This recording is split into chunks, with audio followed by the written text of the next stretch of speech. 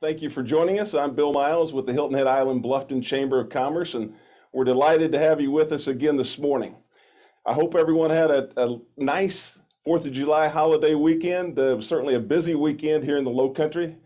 Cash registers were ringing, and our home and villa and hotels were certainly running high occupancy. So it's summer in the South, it's hot in the South, and all is good. But I wish we could leave it at that, but we can't. And there's no shortage of headlines and predictions on where our economy is headed, anywhere from talking about inflation to maybe a possible recession, real estate. They're all in the news. And to help us decipher those headlines this morning is our first speaker, and he is the Chief Economist for the U.S. Chamber of Commerce. Curtis Dubay heads up the Chamber's research and U.S. and global economies and provides analysis to policymakers in D.C. Curtis also leads the Chamber's Chief Economist Committee, made up of economic experts from a wide variety of U.S. industries. His insights have been noted in media and outlets such as the Wall Street Journal and the New York Times. Also, I want to point out that Curtis is a fan of the Low Country, and here before too long, you just might see Curtis and his family walking on the beaches of Hilton Head Island. Curtis, we're glad that your metro got you to work, and we're looking forward to hearing from you this morning. Thank you, Bill. Yeah, we'll be there on Saturday. I'm really excited to get out of DC. It's hot here too. It's like 100% humidity, and I was stuck on the metro, so I apologize for being a few minutes late. I gave a presentation yesterday, and I spoke for an hour on all this stuff. So there's a lot going on. But in the few minutes we have today, let's just focus on the key thing that everyone cares about, and that's inflation. Right now, and by the way, are you seeing? Yeah, you should be seeing the screen, right? Good.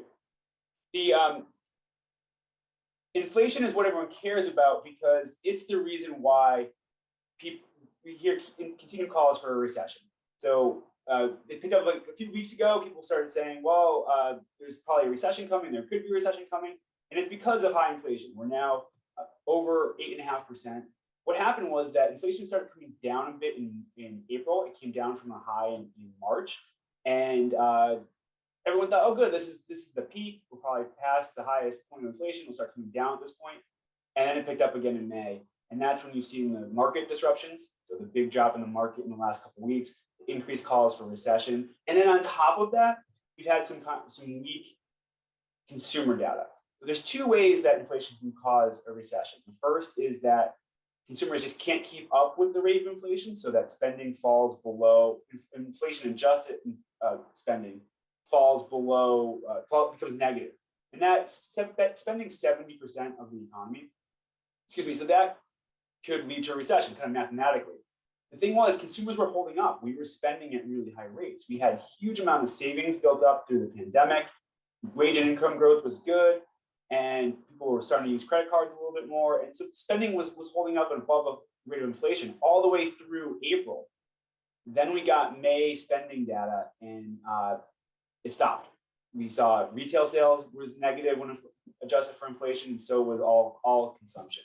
And that's really driven down the analysis and the thought that the economy could be in a recession now or going into one soon. I don't think we're quite there yet. We did have a negative quarter of growth in the first quarter. That was kind of a statistical issue with trade flows and inventories for businesses. Spending and business investment were pretty strong in the first quarter. But if you see growth being negative in the second quarter because of that weak spending data, we would technically be in a recession right now. So it is possible, although I don't think so quite yet. That said, if I did this presentation a week ago, I would have said the economy would likely grow at close to 3% in the second quarter. And now some people are predicting negative growth. The Atlanta Fed has a real-time economic forecast that's now significantly negative. And my own forecast is down below 1%. So we're teetering pretty darn close. The other thing that can cause inflation to lead to a recession is the Federal Reserve, the Fed's reaction to inflation.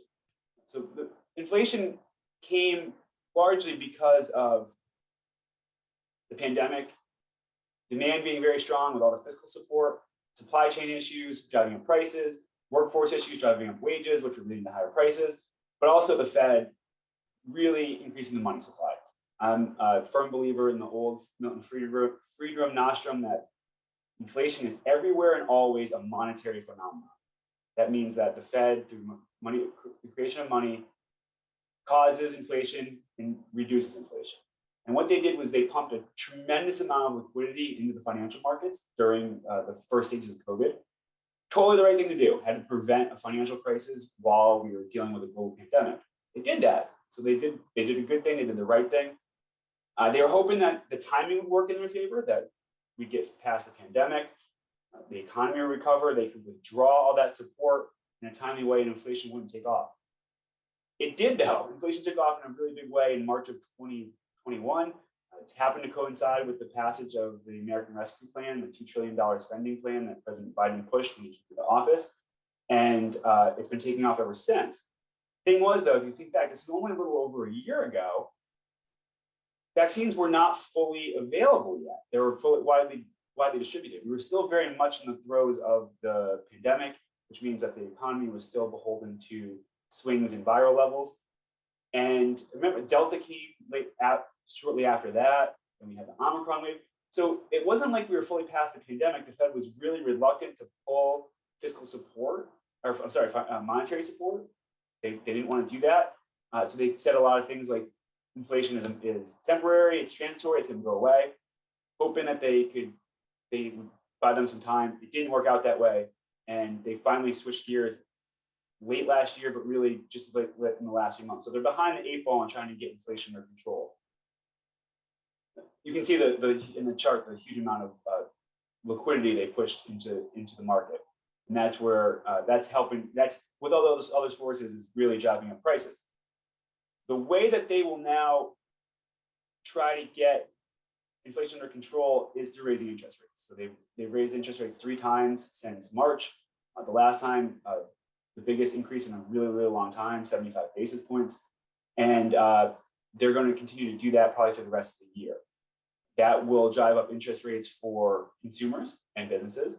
The easiest way to look at it, how it will impact consumers, is through the average rate on a 30-year fixed mortgage. Started the year at around 3%, it's now about 6%. So it doubled through the course of this year already, which is a really, really steep increase in a very short amount of time. This is going to put a damper on the really, really hot housing market. But we can apply this to anything that consumers use credit to spend on. So use their credit cards less because interest rates will go up. They are going to buy definitely fewer homes, fewer home repairs, fewer home remodeling, fewer cars, fewer car repairs, boats, RVs, appliances, electronics, things like that, furniture, home furnishings, things that we use credit to buy is going to be more expensive, and therefore there will be less purchasing of it. That will take demand down a bit. Businesses will face the same thing. Businesses will face higher borrowing costs. You can see that it's same story here. The 30-year, the average AAA bond started the year about 2.5%. AAA rated corporate bond, it's now 4.5% or about there. Really big increase. So that's increasing the cost of investment for businesses. As investment gets more costly, new projects become less profitable and fewer of them will be done, and businesses will invest less. That will bring demand down as well. It takes a while for these things to occur. It takes a couple of years for monetary policy to have an impact. There are lags. We're having inflation now for things they did in February of 2020. So it's going to take a while to get inflation down. A couple of years, 2024 probably, before we're back down. The Fed wants to get 2%. We're 8.6%. It's going to take a couple of years to get back down close to that target rate. So strap in. It's going to be a bumpy couple of years. There's no doubt about it. We're going to have swings with inflation. We're going to have swings on the market. So I'm pointing to CNBC over my shoulder. Market's going to have big swings day to day, week to week, month to month. The good news is we're in really good shape once we get past that. But it's going to take some doing. It's going to take some pain in the intervening years before inflation's tamed and we're on a more stable footing. The good news, so that while it can take a couple of years for inflation to be fully tamed, the good news is that we could get inflation coming down before the end of the year. The Fed predicts, so they use a different measure to measure inflation. Everyone mostly talks about the consumer price index, the broad measure of consumer prices. That's at 8.6%. The Fed uses a different one. It was in the chart, but it's a technical thing that we don't need to get into. They see that getting down to maybe 5% for the end of the year. It's at 6.5% right now. So that roughly means 7% for consumer prices before year end, right in that neighborhood. That would be good. And the reason why that could happen is that expectations play an enormous role when it comes to inflation. So when businesses and consumers expect inflation, they can cause inflation. When they expect prices to fall or inflation to come down, they can act in ways that will bring it down. So if you're expecting inflation, you buy now to get ahead of higher prices. That drives up prices in the intervening time, leading to inflation and telling you that you were right to expect it. If you're expecting prices to come down, you delay purchases that can bring demand down. Inflation expectations have come down substantially in the last few weeks. They were really, really high in February, March, and April. They've come down since then, since the Fed started raising interest rates. This is really good news. This was not the case the last time we had a huge bout of inflation in the early 80s. Consumers, businesses, financial markets expected really high inflation, and it was really excruciatingly painful for the Fed to get inflation under control. Then Fed Chairman Paul Volcker raised interest rates to over 20%. The good news is it got inflation down. We had a 40-year period below inflation, but we had a pretty significant severe recession, only 6 months. But the reason, and this is why I think we're in good shape afterwards, we had a period of robust growth, 5 consecutive quarters of over 7% growth after that. And then we had the rapid growth of the 80s until the S&L crisis. And so things, I think we could be in for a similar situation here if the Fed does cause a recession by causing demand to fall too much because of higher rates, but we'd be in really good position afterward. I've taken up too much time already. I'm going to stop there and take any questions. And I will send Bill and the team at the Hilton Head Chamber the slide deck here, and you are free to have that and use that as you wish. Each of these slides is annotated, so it has my analysis of each of the data points for you to use as you wish. Curtis, thank you. I wish we had the full hour that we could have heard your presentation yesterday. We do have some questions, and thank you for taking those. Our first question is coming from Rodney, and Rodney is asking if there's talk about having a recession, if it may be shallow and brief, and what are your thoughts on that? Yeah, good question. So if we do have a recession, so let me take you through the worst case scenario. The worst case scenario is 2 recessions. So we could be in a recession right now because of those issues with consumer spending. That would be probably brief. We'd probably already be through it at this point and then return to low levels of growth. I think that is possible. Probably 50-50 chance of that, but that wouldn't be so painful. It would be the next one in 2023 or 2024 that would come from the higher interest rates. And I do think it would be brief. I think it would be 6 months. Usually you have to have, it's not necessarily true, but usually you have to have 6 months of negative growth for it to be a technical recession. I do think it could be pretty steep, but we'd bounce back really quickly, and beyond that, we'd be in really pretty good shape. I would think that would be later next year into 2024, roughly. And again, the chances of that are 50-50. So if you have a 50-50 chance now, and then 50-50 chance a year or 2 from now, so a 25% chance of 2 recessions, but a 50% chance of at least 1. And just one thing to keep in mind for context, the chances of the US economy being in a recession 1 year, at any point in time, 1 year in the future, is 20%. So a thing like a pandemic or a global financial crisis or a dot-com bubble bursting or an S&L crisis or oil shock, to name 5 of the last 6 recessions, other than the Fed-induced one in the early 80s, there's always a 20% chance something like that can happen. So 50% is certainly elevated, and it's risky, but keep that in mind, that there's always a 1 in 5 chance that we could be in a recession a year from now. All right, thank you. Our next question is coming from Kay, and Kay is asking, how much does the Ukraine impact our overall U.S. economy? Yeah, another really good question, and something I would certainly get into more in a longer period. So in a couple of ways. One, gas prices are going to remain high because there's a lot of reasons why gas prices remain high, but part of it is the supply disruptions because of Russia, oil and gas, and issues in Ukraine.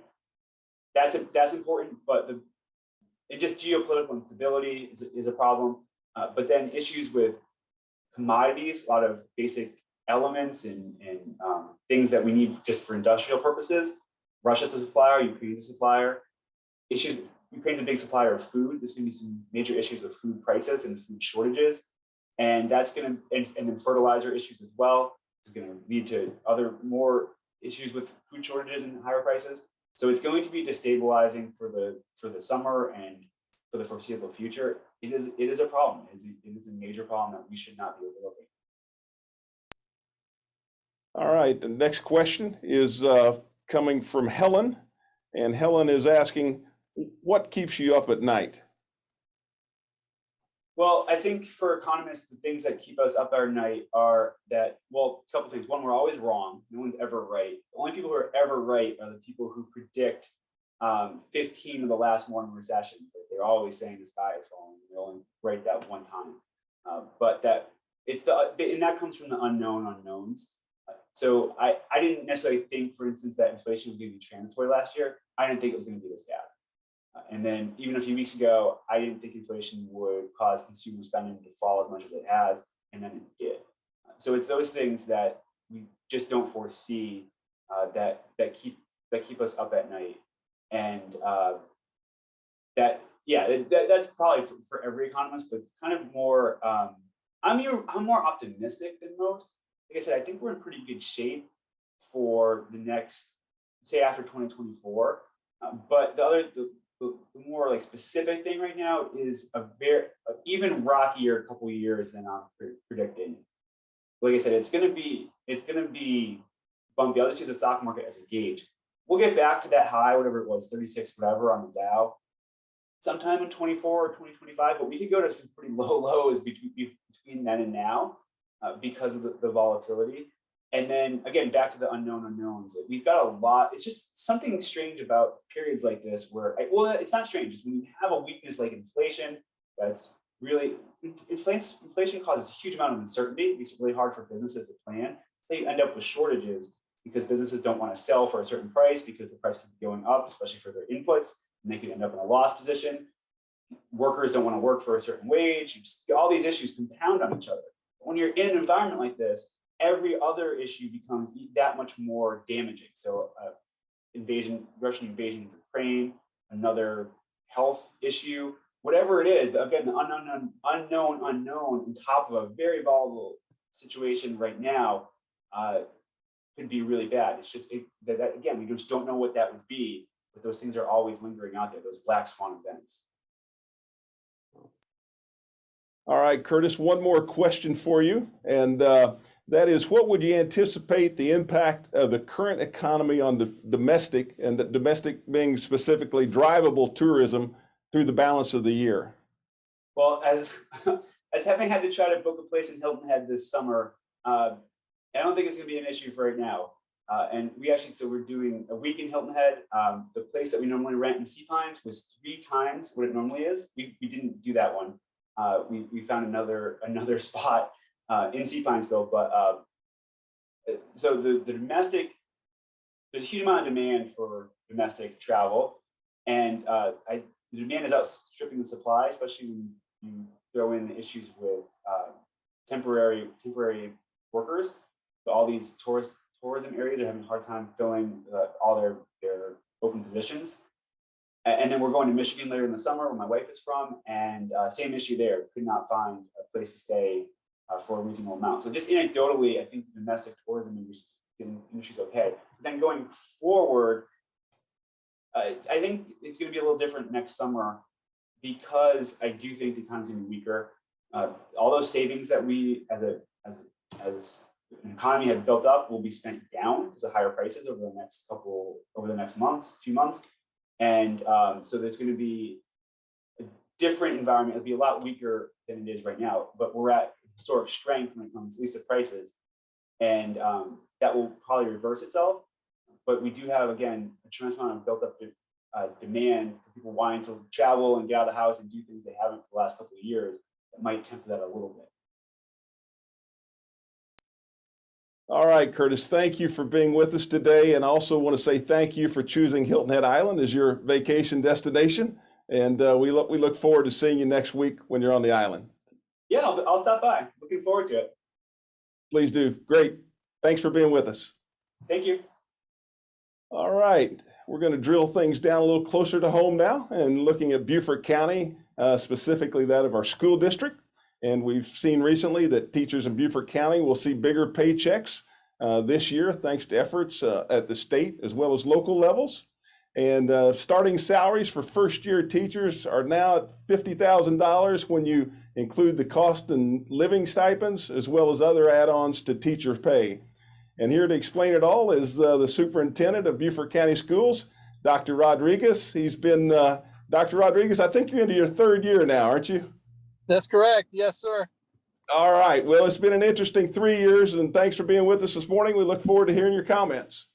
Thank you very much for having me. And today I'm enjoy the opportunity to talk with you a little bit about briefly talk a little bit about some of our summer programming, mention some of our new principals in the Blufton Hilton Head area, and then get into the compensation piece, if that's okay.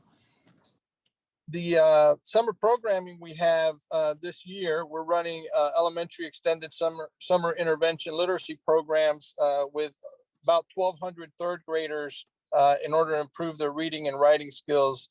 And we're utilizing some really fun and interactive ways to get them to do that.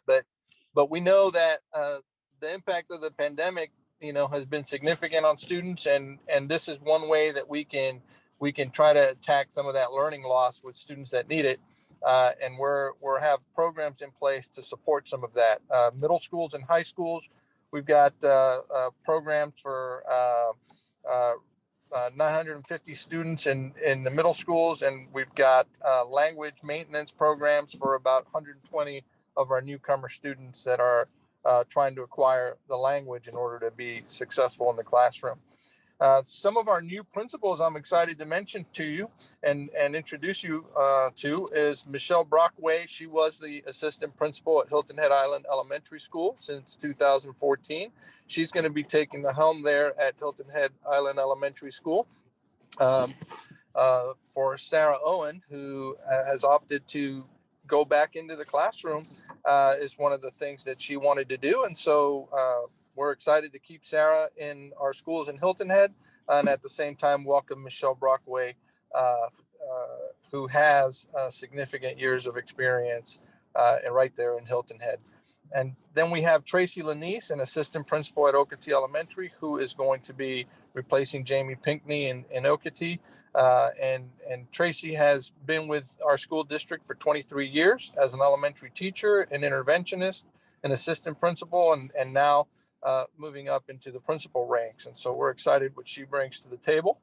And then Clinton Austin, who's been an assistant principal at May River High School since 2017, he'll be taking the helm at Hilton Head Island Middle School for the upcoming school year. And so one of the important things I wanted to talk with you about today is about the budget that just passed and the increased compensation for educators. As you know, we're dealing with national teacher shortage. This is an issue across the country, and attracting high quality educators is something that is significantly important in order to help improve outcomes for students. And so in order to tackle that aspect of it, we know that we needed to do something about the compensation package.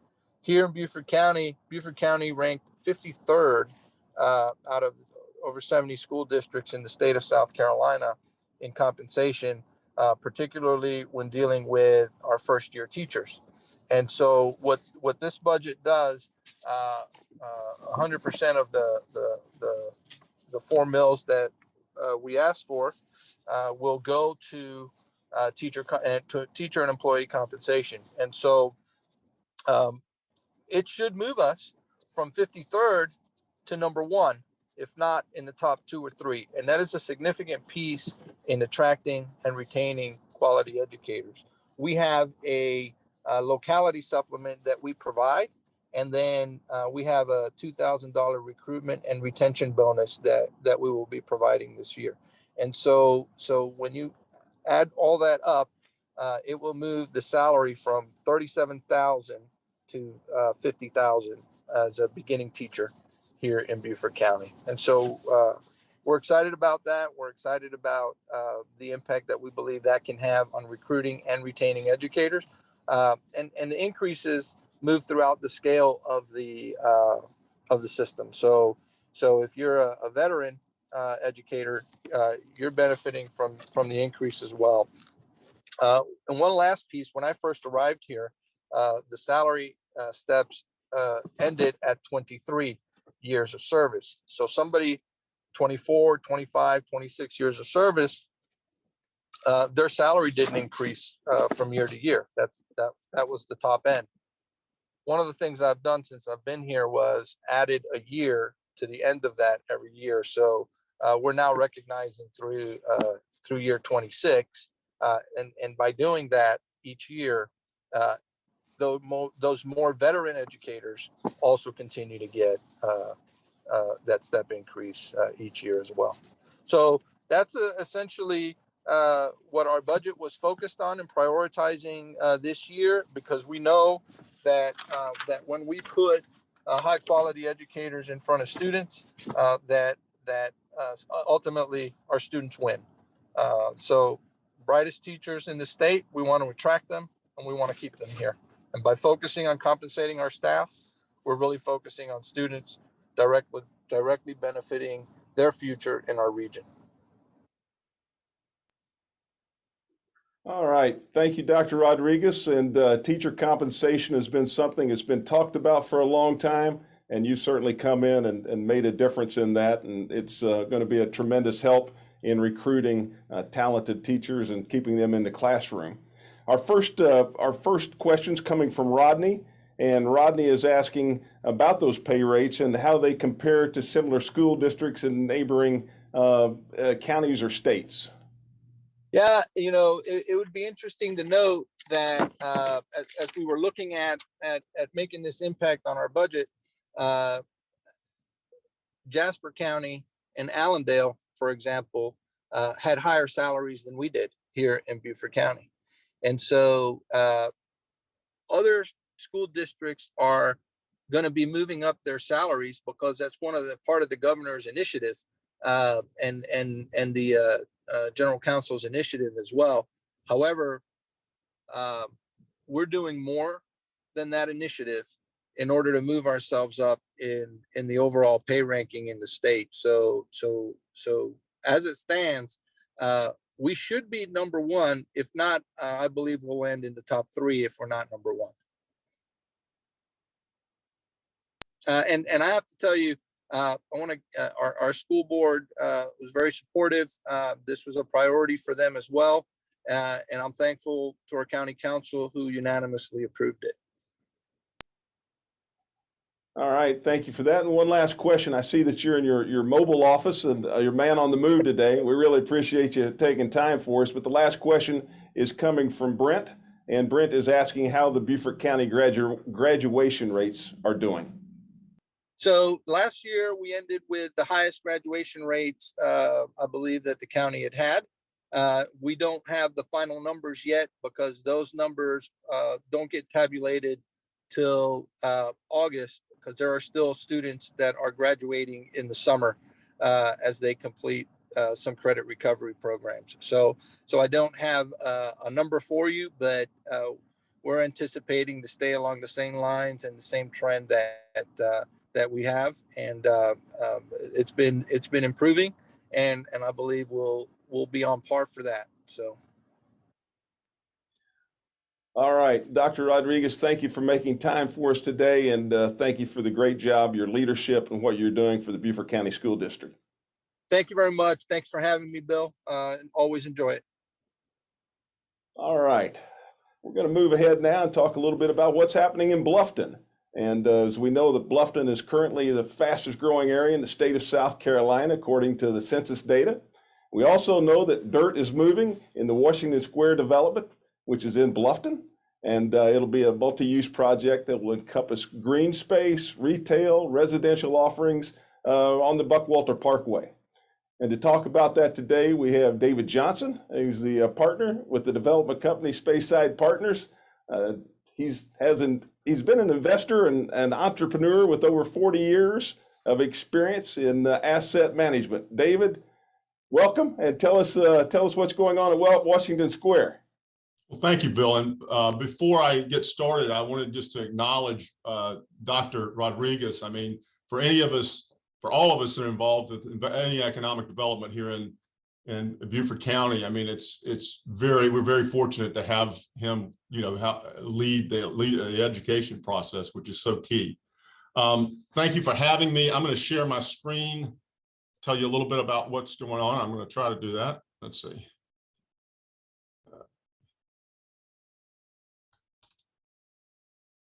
Yeah, can everyone see that? I hope. So we started, Washington Square was started with the intent of creating a walkable village with a vibrant shopping, dining, and living experience within the fast-growing area of Buckwalter.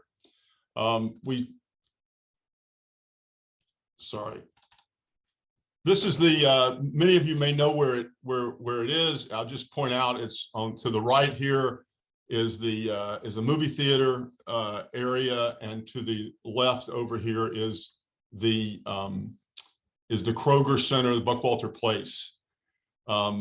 There will be eventually a light here between the movie theater complex and us. And there is a road that will be connecting Washington Square with Buckwalter Place, where the Kroger is. And this they've already started. I'm just showing you the photo of the wetlands have been filled in, and the stormwater drainage has been done in that.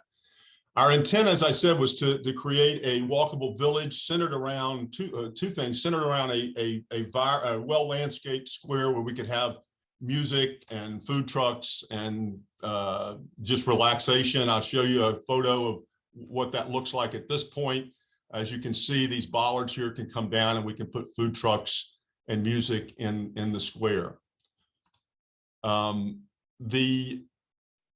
Where we are currently is, many of you may have seen the first building that's gone up is Low Country Fresh Market and Cafe, which is has gotten a lot of accolades for its connection to the St. Helena farms, local farms, and it has really become quite a community gathering space.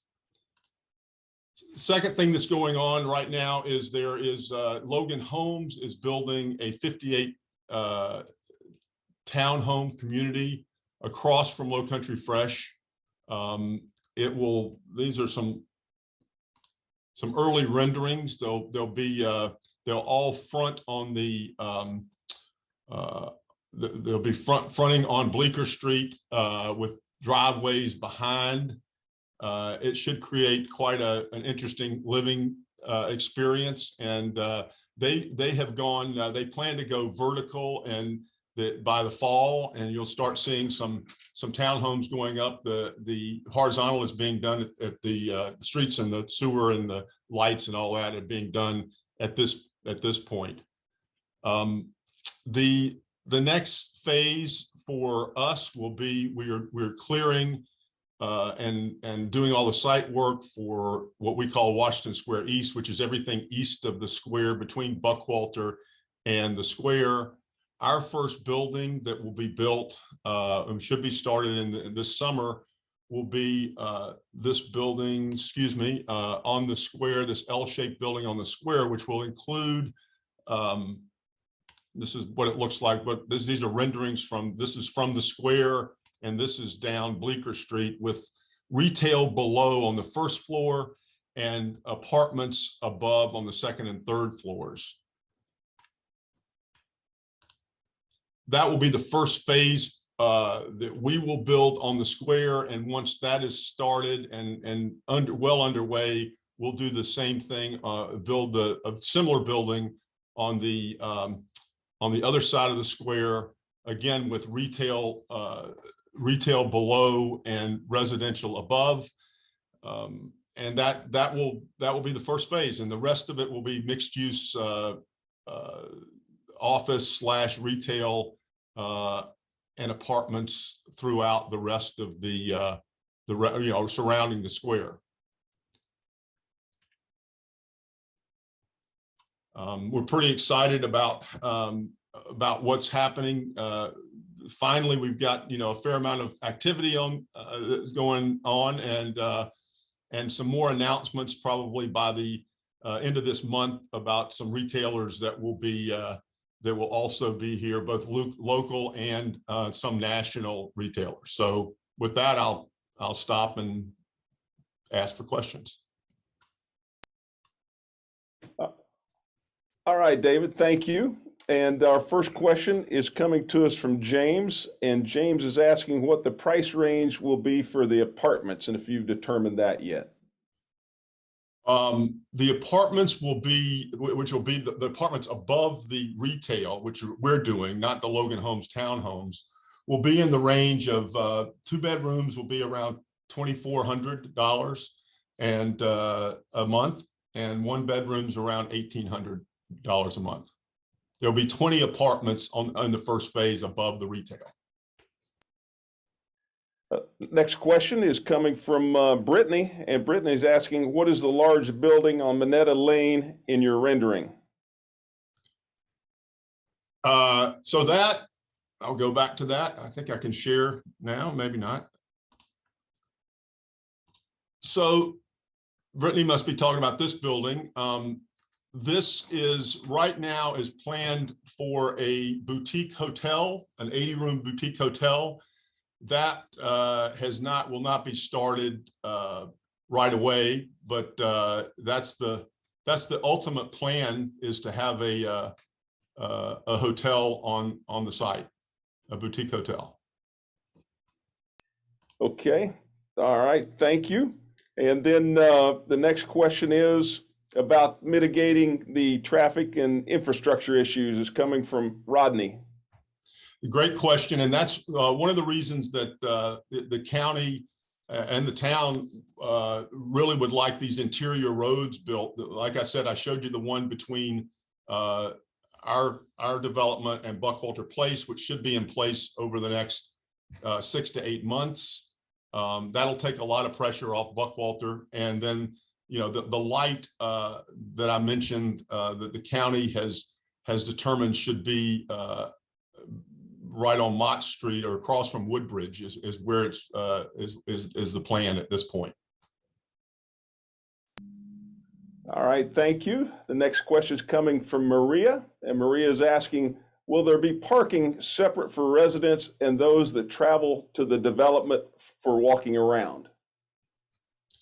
There will be. There'll be some mixed parking, but there will be parking for residents as well. All right, David, thank you for being with us today. Thanks for taking the questions, and we're looking forward to continuing to watch the progress there that you and Washington Square are making.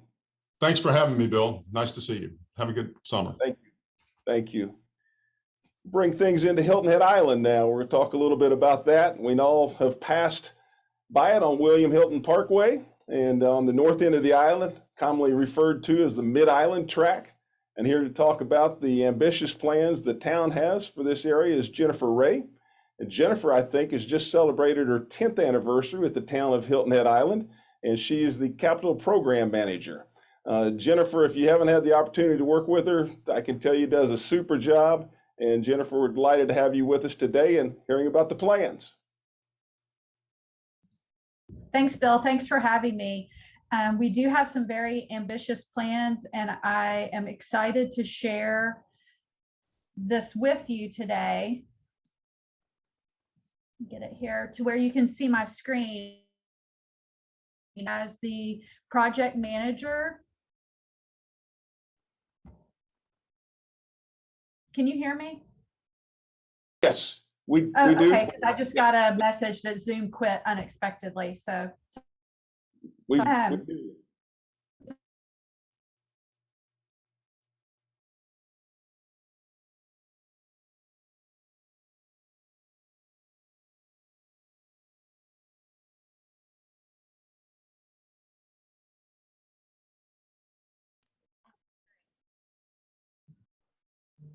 Jennifer, I think you might be frozen. We see you, but we don't hear you. This is Jennifer. You can't hear me? We do you now. Yes, good to go. Okay. Thank you. So we have a world-class team. I need to breeze through this. The Mid-Island Initiative area is a mix of old and new commercial development, industrial uses, some residential, and the airport, as well as some significant cultural resources and town-owned property. I guess you're not seeing my screen anymore. So Kelly, if you have the control, if you'll move on a couple slides. So there you can see what we initially started with, and then the district as outlined with working with our consultant team, and even further refinement through our workshop with town council, the Bagel area to the north, plan north on this image will be included in this district. And next slide. We had significant stakeholder engagement that led to some initial recommendations for the district. Next slide. And these are going to go real quick.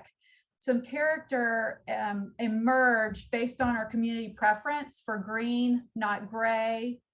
Next is close and cozy versus spread out. Next is complete and varied and not single use. Next is connected versus isolated. Next is walkable, not auto-focused. And next is artful and memorable, not generic.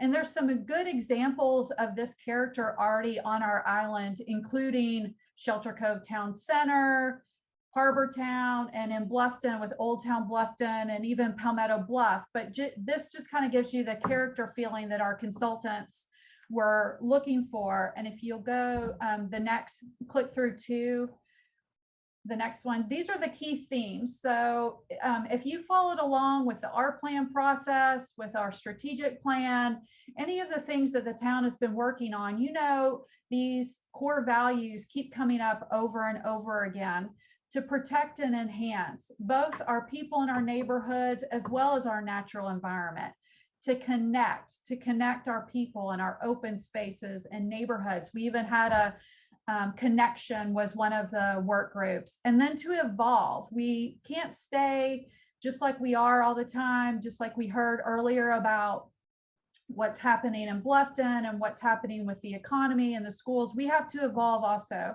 So we want to look at our future land use plan and potentially some new redevelopment standards for this area.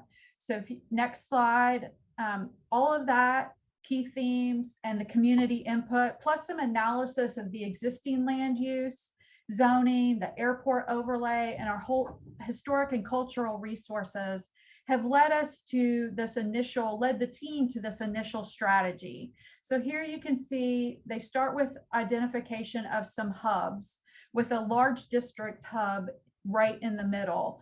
And then an additional hub not identified here, but as we've worked through this project, an additional community hub up in the Mitchellville area.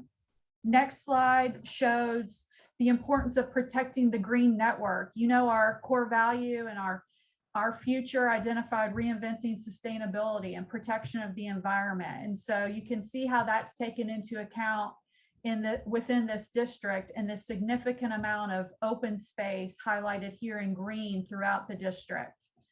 Next slide shows the opportunity to connect.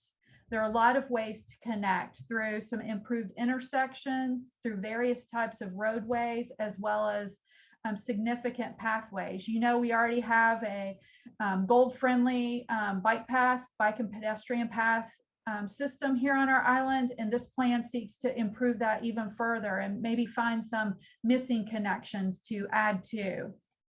And then the next slide is the initial thoughts on what that future land use might include. So instead of being single focused, like I showed in those images, maybe it's mixed use, and that would be the purple color. Also looking at ways to support the area around the airport and some additional commercial support there. Opportunities for additional residential, including in the historic neighborhoods. You know how much we've talked about affordable housing, workforce housing, just housing for business leaders. It's a huge issue on the island, but making sure that we're addressing that within this district. So this is the future thoughts for what that redevelopment strategy might look like. Next slide will transition from the district into the town-owned Mid-Island tract that you mentioned, Bill. Next slide. It's 103 acres that is right in the kind of the middle of the island. It's portion of the former Planters Row golf course. You can see it here on the slide. Currently being used for walking, biking, bird watching, photography. And the good news is all of those uses will continue to be available as we redevelop this site. The next slide shows you the concept plan. The goal when we set out, what we told this world-class team was to develop plans for a best-in-class park. They looked at leading design principles, emerging trends, analysis of the site, and also significant stakeholder engagement. We met with over 100 different stakeholder groups. We had thousands of people respond to a survey. And they developed a program that looks at civic and cultural features, natural features, and recreation. The next slide shows one of the amazing images that really helps you see this park in a little bit more of a three-dimension. This is a bird's eye perspective that shows the 5 key areas: the heart of the tract, cultivated landscapes, island heritage, an eco park, and active play. So we're going to quickly go through each of those sections. Next slide shows the heart of the tract, includes components such as a fountain, a great lawn, community facility, could be a tower, and maybe even an event grove. Next slide just shows you some of the images. None of these are saying that this particular fountain will be there. It's just trying to show you some of the character. Expect this park to be built with the same level of attention to detail and high quality as other town parks, such as Low Country Celebration Park and Shelter Cove Community Park. So expect nothing less here. And in fact, even more, as you can see from these images that give you a flavor of what could happen in the heart of the park. Next slide shows another one of that event grove. Imagine weddings and storytelling and Shakespeare in the park and just an intimate, real intimate space in the middle of 100 acres right in the middle of the island. Next slide shows you the island heritage. I know probably a lot of the listeners know how many historical and cultural resources are on the island, but we're blessed in this area to be adjacent to the historic Union Cemetery in the bottom right corner of this slide and have the opportunity to relocate St. James Baptist Church to this particular site as they move away from the airport. So the consultants looked at also honoring other island heritage besides just the Gullah heritage and creating this area with cultural gardens and an open air market and an island gathering space. The next slide shows you some of those case study images that show the different components that could happen within this part of the site. And then the next slide shows you another one of those bird's eye perspectives. So this would be if you had entered off of Union Cemetery Road, the church and the Union Cemetery would be down off to your right, just off the screen. And this shows you where that community building, open air market area, and then the gardens back beyond, what kind of community space this could be to further promote and honor our island's cultural and heritage. The next slide gets into the cultivated landscapes. So think of areas to learn about different plant material, to relax and enjoy, to stroll, to sit. Next slide shows you some of those. It includes both cultivated gardens, a Monet garden, natural plant materials of the Low Country, and also accommodating the staging that currently happens with Concours d'Elegance. We know what an important activity event that is for our island, so making sure that we continue to be good stewards and accommodate that within this area of the park. Next slide is the active play. And I mentioned recreation, and a lot of people were hoping that there wouldn't be recreation on this site. And I can share that the planned recreation is not what you would think of as active, not balls and bats and lights, but more of community activities that you and your family, your kids, your grandkids can enjoy. So next slide, think of things like interactive water features, adventure playgrounds and natural play. And the most active part might be what they're calling the yard, kids running and laughing and having fun, but it's not organized park sporting events, if you will. Also opportunities for playing chess in the park. That's something that's come up lately. We added that at Shelter Cove, and we're looking at making some of those kind of board games that could be outdoor games part of this active play area. The next slide shows the eco park component, which is around 50 acres, so about half of the park. It could include an eco center, some observation decks, boardwalks, canopy areas. If you haven't had a chance to be on the site, the Audubon Society is out there a lot. I've had the opportunity to be out with them and see some of the amazing birds out there, people photographing them. And if you go to the next slide, you can see some images of the wildlife that's out there, as well as some opportunities for how we can preserve and protect, but also witness and be able to have these blinds and places that you can learn more about the ecology of our island. Next slide. This again is just the overall, now that you've heard just a snapshot of the different parts. I want to just be clear that this is really just a snapshot. The consultant team was here May 24th with a workshop with town council, and they did almost a 2-hour workshop. So their complete presentation is on our website, as well as a recording of that presentation. So you can go and hear it from those experts. I'm just giving you kind of the real high level.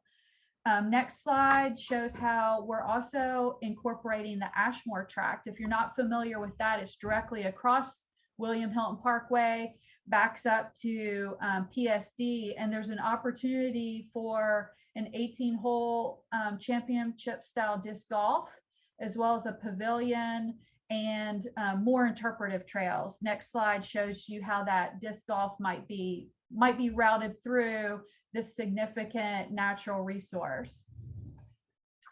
And if you'll go to the next slide, I'm wrapping it up. Want to let you know what the next steps are. I mentioned we had a workshop with town council in late May. For the Mid-Island Initiative area, we're going to have our consultants do some additional market research and stakeholder engagement. They will be preparing that final redevelopment strategy and come to town council for consideration of approval of this district plan. Following that, we'll work on maps such as a future land use map. We'll revise our zoning map and our development standards specific to this district of the island. Then even farther from that, next steps, we will take this concept and move around our island and look at other districts that need to be studied in this way, such as the Palmetto Bay Road Corridor. That might be another district plan that comes after this Mid-Island Initiative area. For the tract itself, and stay tuned, hopefully the next time we start talking about this, we'll actually have a name for the tract instead of Mid-Island Tract. But they're working on an estimate of probable costs for this 100-acre park. Council will consider approval of this master plan later this late summer, early fall. They will develop phase 1 development, and then we'll move into the detailed design and get ready for construction, hopefully in 2023 is what we look to go there. So as I mentioned, that's the end of my presentation, but I really do want to direct you to our website because there is a ton more information on there. If you go to the major initiatives, you will see 2 buttons that you can toggle between for both the initiative area and the park. And every presentation that this team has done is loaded on there, and you can get loads and loads more information. But Bill, at this time, I'd be happy to answer any questions that you or your listeners have. All right, Jennifer, thank you. That very, very impressive presentation. Thanks for sharing your slides as well as your images. And we do have a few questions. The first one's coming from Scott. And Scott is one saying this is very exciting. And then what is the overall timeline and funding source or funding sources? That's a really good question. The timeline is to come back to council, like I said, in later this summer, early fall, so maybe the September timeframe, with a final master plan for their approval, as well as a cost estimate. The consultant threw out in their workshop that parks of this size and this level of detail, fit and finish, typically run anywhere around $100 or $1 million an acre. So if you do that quick math, that's around $100 million. We don't anticipate it to be that large, but when you get to a significant project like this, expect it to take multiple phases and multiple funding sources. At this time, council hasn't discussed the particular funding source because they don't know how much it's going to cost yet. So that'll come out later this summer, early fall, when we'll be able to say how much, how many phases, what the first phase is, and then we can estimate a multi-year schedule for having it done. I know that the goal would be to not have constant construction, but not to drag it out too far either, and always have a part of the park that is open to the community. Because once we made the decision to open what was the golf course, and let people start using it, they've really latched on, and it's become a routine to be out there daily, walking dogs, riding bikes. So we want to make sure there's always part of the park that is available and something under construction as well. So I hope that's as much detail as I can give at this point for that question. All right, thank you. The next question is coming from Donna. And Donna is asking, will there be any type of amphitheater in the park? That's a great question, Donna. And yes, in the heart of the park, that event grove, if you will, would be an amphitheater, more of an intimate amphitheater, where there were some images of trees growing up through so that you get that shade. But that's the area of the park that would contain that component. All right, Ruth is asking if the Northridge Plaza, if that's part of the redevelopment plan. Yes, sir. That is part of the redevelopment district. It includes Northridge Plaza, goes over to Port Royal Plaza across the street, includes Sea Turtle Marketplace. You know, kind of think of that part of the island is what's part of that larger district. All right, Jennifer, thank you. We've had several other comments just about how exciting this project is, and thank you for sharing it with us today, and we appreciate your leadership on this project. Thank you. It's a great project to be a part of, and it's always a pleasure sharing it with your group. So thanks for having me. All right, that was Jennifer Ray with the town of Hilton Head Island. That's going to conclude our Power Hour for today. Thank you for joining us. We hope you have a great summer, and we look forward to seeing and talking to you next time. Thanks for being with us.